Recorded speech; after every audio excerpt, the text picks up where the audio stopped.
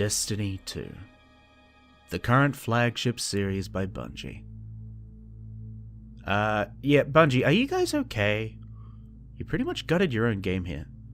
It's part of why I'm starting the series with it. I just don't care about this game anymore. For an IP so hell-bent on rambling on about how good light is, the whole thing is pretty steeped in darkness. Specifically the gameplay being dull and the storytelling being dim. And I don't see it getting any brighter. Let me explain. Part 1. The Beginning Times. I don't need to explain the whole ass history of the franchise or the publisher to you. Only little bits I'll go into later. Chances are, you clicked on this video because you already know about the game and most likely have played it yourself. But ever since it moved to Steam and got made free to play, you might be one of the ones who picked it up at that time and don't know what it was like in the beginning times. As I said, Destiny 2 wasn't always free to play, back when Bungie was under the finger of Activision. And, it was on Battle.net. Yeah, it was a paid game. The base game, the whole Red War part, was paid content. The 2 expansions after that were also paid content, and I paid for them. I'm putting a lot of weight on this because of what I'm going to call the first rupture of players Destiny 2 went through. If you know Destiny 1, you know that Bungie has problems with mangling their games over the course of time. Destiny 2 was no different, and people weren't happy with it. The weapons were badly optimized and questionably balanced, the grind cycle was ass, stuff needed doing. Eventually, Bungie was set to release Forsaken, the update to fix it all. You know what it cost? It cost Bungie, Nathan Fillion, for us, 120 AUD. Look, I get it. Destiny 2 is a big game. There's a lot in it, and Forsaken was a pretty big update. That happens. It happens. No, it's not bloody fine. 120 to fix a game that we already paid for. Really? Really? A lot of the player base felt this was just too much and just up and left. It was like asking us to buy the whole thing all over again for the same price of what we already bought it for. A lot of people thought this was mostly Activision meddling and demanding more, whatever the business company corporate fangle dangle thing wants. Cash? Cheddar? Souls? Something numerical. We were already upset that the game had microtransactions, so why the hell was the price so high? I never really did find out. Once that happened, I followed after Rob as he flounced off to play more interesting games. Like Warframe. Okay, look, I promised myself I wouldn't compare it to Warframe since it's such a cheap shot, but I can't help it here. Time passed. I even grew as a person. Oh, okay, no lies from me on this end. But I managed to fill the void of video game a lack of Destiny 2 left in me. Then, it was announced Bungie was free from Activision. Free from the torment of corporate shit. Free to do whatever they wanted, and now free to play. Oh boy, this doesn't actually get any better. If you're gonna look at me finding this to be a kick in the teeth as privilege on my end, you're right. It's their choice to make it free to play or not. Sure, but I paid a lot of money to effectively beta test this bloody thing. I finally go through the process of transferring my character across to Steam and get it all set up, and it turns out only the expansions I already bought are in the free-to-play part. I need to spend more to get actual new content out of the game. I mean, sure, some of the console-exclusive content was now available, but that doesn't count. And it still has microtransactions. So, despite all this nonsense about me flapping my arms in financial panic, you know what I did? You know what nonce move I had the absolute gall to do? I lack the integrity, the stature of Rob. Seriously, the dude is enormous. And I caved. I bought the expansions, Forsaken and Shadowkeep. Another full game worth of money down Bungie's hatch to breathe life into this fittingly apt metaphorical corpse of a game. I'll admit, the game was pretty good for the next 2 seasons. So we're doing those now, are we? But after that, this current season, reused Soviet mishmash of Space AK, completely new voice actress Boogaloo? Well, Part 2. Why don't I care anymore? If you want me to play a game, you need to get me to care about it. That sounds like a really basic, simple part that any game should have, but that's the truest call. You care about, say, For Honor because you're a badass hero dueling other badass heroes in very intuitive yet complex melee combat with a variety of viable playstyles. And you care about Queen's Wish the Conqueror because the story is intriguing and beautifully told. I'm told that people care about Monster Hunter because they get to hit dragon with sword, then bigger dragon with bigger sword, and badder dragon with... I'm not gonna go there. However, Monster Hunter has virtually no deeper purpose, no proper driven reason to hit dragon with sword other than the progression of hitting dragon with sword ad nauseum. I don't care for that, hence why I haven't bothered with Iceborne, despite a decent number of hours into the game. Nice. Destiny 2 sells 4 primary things to care about: story, power fantasy, community, and challenge. Since those aspects are so weak, the only things I've been able to care about so far are aesthetic, nostalgia, and music. I'm going to start on a positive note with what I actually like. Destiny 2 has some of the most inspired weapon and armor designs in games for a long time, to my mind, coupled with a visual style that remains striking even on an old game engine. It's the same one that was pioneered for Destiny 1, which was needed to run on 360s and PS3s. I was able to play this on an old MacBook Pro with pretty much no frame rate issues. Yes, I'm a Mac user, not currently, but I grew up with them. This will become important later. So, considering how old the tech is, it still looks a hell of a lot better than a lot of other games I've played recently, many of which play up the gritty and grimy textures and elements to achieve the usual brown and grey tactical look. Destiny is clean, smooth, full of color palettes and shine. So that's good. But can you sell a game on that alone? Like, yeah, you can make me look like Robo Knight, not Master Chief, etc. But even then, you need more than just that to make a game worthwhile. Looking back on it now, it becomes more apparent to me that my love of the aesthetic achieved by Destiny 2 helped me ignore just how much I loathed the grind I needed to get any of this stuff. What you're seeing right now is the last thing in-game I managed to give a damn about. A shader. Lunar Gloom. Specifically fulfilling my need to be as consistently black and blue as a bruise in any game with customization I play. In order to do this, I needed to find rabbit humanoid astronaut statuettes hidden about the moon. Of course, I could do what anything worthwhile in Destiny 2 requires, looking up a guide, and honestly, I did. But I can't pick them up without an arbitrary item first, that being rice cakes. I need to get these rice cakes before picking up the statuettes, otherwise it doesn't count. If I have no rice cake, I am forced to leave them there where they lie or stand. To get the rice cakes, I need to either open chests, loot micro-dungeons called Lost Sectors, or complete overworld events, and if I do, I might get a rice cake. Might. Of course, I don't know the numbers. I don't know the drop rate percentages. What I do know is that the actual time it took for me to find all these bloody things to gather all 9 required statuettes to finally get the bloody shader was over 10 hours. And that was the direct grinding only, not including the times in which I got the rice cakes naturally. So, what happens when the next season comes out and the main exotic for the season pass looks like... Oh no. No. No. What is that? What is that? It's meant to... Okay, it's meant to invoke the look of a drum-fed Thompson, but the Thompson was a submachine gun. Why is it an auto rifle? That's not how that... Okay. Look, nitpick aside, it looks like melted thermoplastic. You've made some badly designed weapons before, but this one takes the goddamn rice cake. What is this armor meant to invoke? What am I looking at here?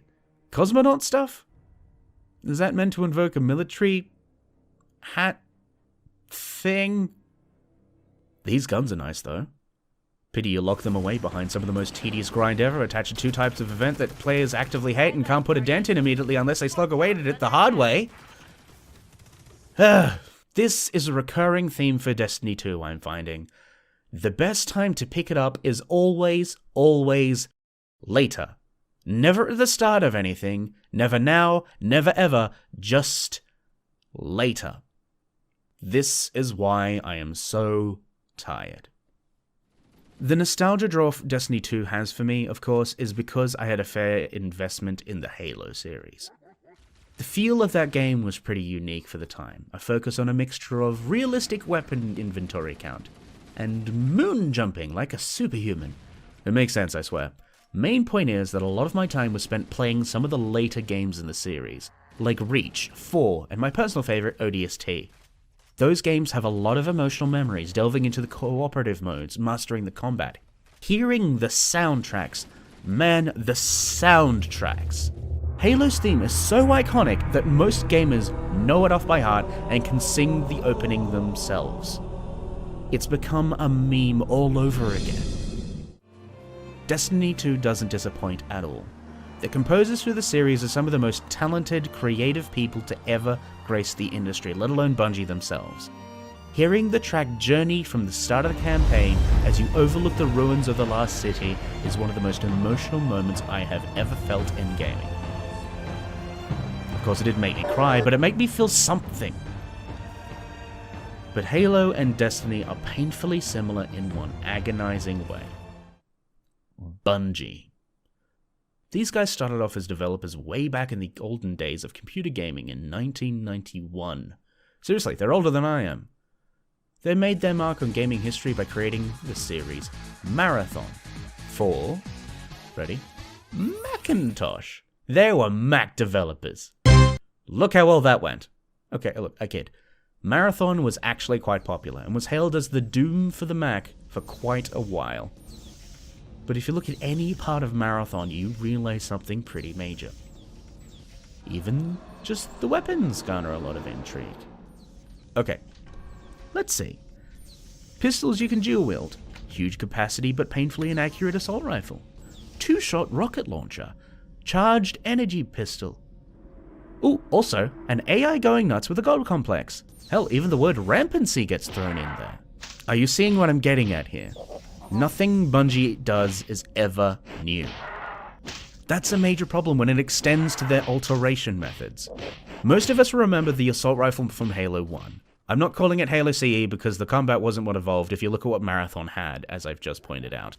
However, one of the main lamentations Bungie had after seeing people play Halo 1 was that they were using the pistol for long range, like a rifle, and using the AR for short range, like an SMG. Now, for anyone else, this means that the game has a specific meta, a flow of play that is outside the developer's control that affects how it's played, right? Wrong! Bungie doesn't even tweak the assault rifle, they just flat out remove the damn thing in Halo 2 in favor of a brand new weapon, the battle rifle, a burst shot weapon. Sound familiar? But in alluding to that decision on both ends, including how many people find it to be a dumbass idea because of how it executes, it becomes apparent that this isn't a creative balancing choice, it's a bureaucratic one. It's not focused on how it feels to play the game, it's to forcibly funnel the player into a specific style in order to make it align more with what Bungie intended. And I get it, sure, it's their game, they can do with it whatever they want, but much like someone putting jam all over the face before a first date, it's not necessarily going to have the effect they're hoping for, and it's also going to highlight a lot of underlying problems that were there to begin with. The Destiny franchise in general has done this repeatedly. But in an attempt to keep things flowing in the right way, I'm going to pivot from the balancing issue to a creative one. Still a bureaucratic choice, however. Meet player character McGillicuddy. Man, that was stupider than I hoped it would be. He's a grand lad. He has basically no background because I just created him for the purpose of this video. He's got no characterization, no serious bits, nothing. He's just a dude. Well, okay, he's a robot, but he's a dude robot. No non-binary options here. So, I go through and beat the crap out of what is actually Destiny 1's intro.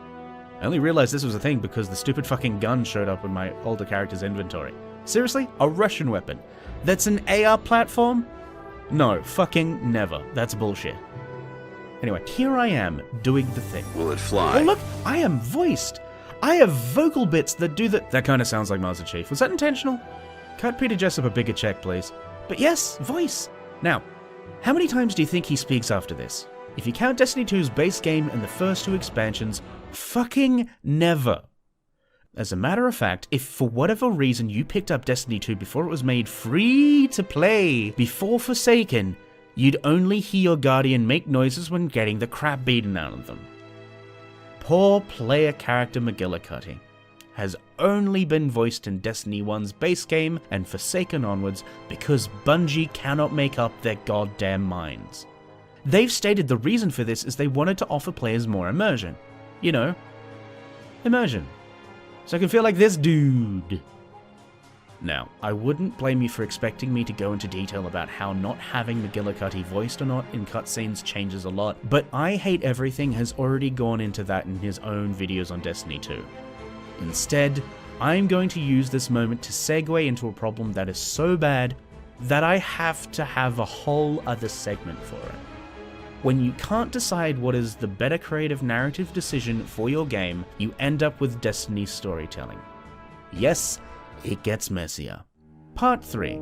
Destiny 2's storytelling is for babies! On the surface. Yep, this has been talked about before, a lot by many people. Destiny 2 has some of the most atrocious dialogue and storytelling the gaming world has ever seen. Especially delivered by world-class actors. And for centuries, humanity thrived. Until it didn't. Yeah, that's how things stop doing things. They proceed to not do them. But what? I mean, seriously, I've never played anything beyond Destiny 1 which had no story, so I don't know if it was always this bad back then. But Destiny 2 is... Without the light, are we even Guardians anymore? What am I, 12? And to clarify, Zaboogaloo, no. No light means no Guardian. That's how this stupid universe works. All great stuff about you is because you have space magic. That's why Goofball here wants it so badly. Bringing all this up is just beating a dead horse, I get that. Everyone has said it already. But what I'm here to tell you right now is that Destiny 2 has some of the most fascinating writing in a game I've seen recently. I mean it. Not that stuff earlier though, no. There's one particular part of the game that is so interesting and implicative and engrossing that I want to show you it right now. Seriously, it's that good. It's called No Res for the Weary. My Guardian is immortal. My Guardian is forever lost to me. He boarded the derelict Almighty with his fire team, hoping to salvage Cabal's secrets from the Star Murderer. I should have seen the trap. Was it Cabal? Was it some Vex infection from Mercury? I don't know. It's all my fault. I remember how the moment of activation felt like falling. He lunged for the center, crying out to his friends, "I'll disarm it!" He is still lunging. Fly to the Almighty and you'll find him there, caught in the amber of slow time, reaching forever. I have observed his motions carefully. He will arrive at the mechanism and deactivate the trap in only little more than 5,000 years. I cannot resurrect him. I have tried so hard. The city's warlocks and Thanatonauts answered all my desperate questions, even when I began to ask if he could be destroyed. At least if he were gone, unmade, then I could make him again. Why can't I bring him back? If a Guardian falls into Titan's methane sea, they do not die instantly, but we can still bring them back in the Arcology. If a Guardian hurls themselves off their ship into space, do we need to wait for them to disintegrate in the solar wind before bringing them back? No, it was never hard before. I see him right there, and he seems so close. All I was ever meant to be was his ghost. But all ghosts know there are places where we cannot bring our Guardians back to life, and this is one of them. Why? Has the darkness gathered against us here? Is the light too weak? I think I know why. Some share my theory. What do we do when we bring our guardians back? What is the magical heart of the process? Are we like the city's probability kilns, twisting the quantum vacuum in our favor to yield matter? Perhaps. Perhaps. But certain members of a cult I shall not directly name have their own specific interpretation of this process. When you bring him back, they told me, you must have a template, an image to provide you with the information you need. Where do you find that template? Simply in a neighboring timeline. A place where he is still alive and intact. And wherever there is great danger, wherever the probability of death is too high, then those timelines become scarce and hard to reach. And so you find the zones where guardians cannot easily be remade. If this is true, then I am doomed and free. There will be no alternate worlds in which my guardian escapes that trap. There will be no hope of resurrection.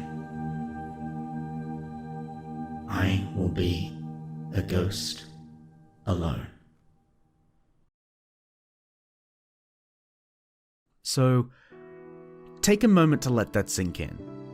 Think about the implications of what's written in this particular lore entry. Just consider how much this simple concept, if it were true, changes the world building of Destiny as a whole. What the Traveler is, why the Vex can't understand it, why it's so empowering to Guardians, why they keep blathering about how the Guardian is what matters and why ghosts choose them. All of that, yeah? Now, lore entries like these are locked and must be found in the overworld to be read. Where do you think I found this one? In a cave tucked inside a metal locker. The best storytelling in this goddamn game is still in the closet. I mean, I wish I still had footage of me finding it to confirm that it was there. But I can't remember exactly where the spot was. It was that unmemorable. Bungie takes the hard work of good, honest writers on their creative team and shoves it in a dark, scary corner in favor of this. Without the light, are we even Guardians anymore? And 12. I am a little upset about that. Conclusion. Destiny 2 now, for me, is kind of like walking into an old theme park from my childhood that's on fire. I used to come here a lot, and it was fun, but it's all set pieces, and the ones I enjoyed have either been pulled out and cannibalized or just melted to the floor. I can see glimpses of things I used to care about, but not anything more than just glimpses now. It's really quite sad. I genuinely want to like this game, this world, this thing, but Bungie has a very clear idea of what it wants to do. Now not even Activision can stop them. Actually, you know what? No. If you want something, you need to do it yourself. So, Bungie, I put this to you. I am just some pathetic wannabe YouTuber with that many subscribers, and I genuinely, wholeheartedly believe I could write a better expansion than where you seem to be headed. I dare you to hit me up and see what I'm made of, because whatever I've got will be better than what you seem to be willing to do. Be brave, Bungie. Thanks so much for watching my first ever more intensive video. I really didn't know how well this was going to turn out, but I had to take the plunge to see what I make of it. This will be a series of sorts, so another episode will be coming soon. If you want to keep up to date with that and other projects I'm working on, be sure to subscribe to my channel. I could really use the help getting this content out to more people to get an impression of what I'm creating and if it's good enough to keep going. If you like this video, be sure to leave a like and let me know in the comments what you resonated with. Or just call me an idiot, that's also an engagement. Anyway, thank you all so much for watching. See you next time for episode 2, Warframe.